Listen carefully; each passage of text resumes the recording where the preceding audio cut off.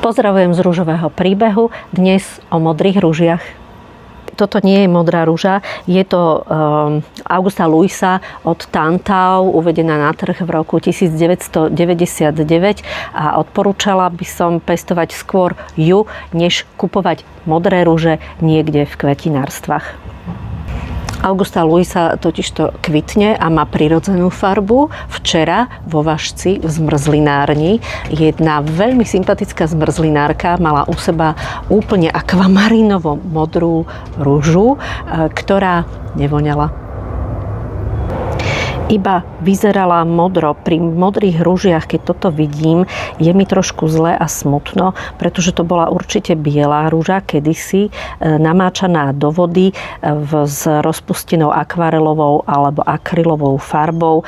No, pripadalo mi to ako týrané zviera, týraná rúža.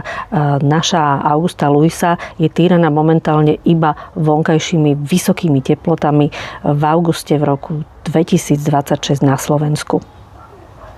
A stále vyzerá krásne a stále krásne citrusovo, ľahučko, nie tak ružovo, ale tak letne vonia.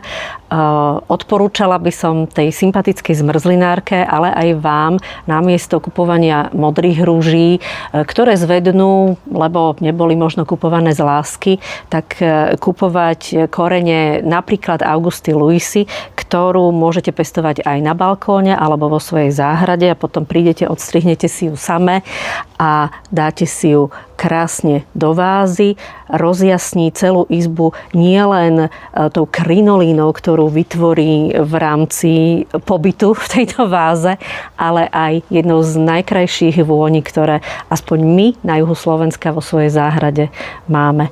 Pri ďalšom príbehu opäť na budúce. Čaute.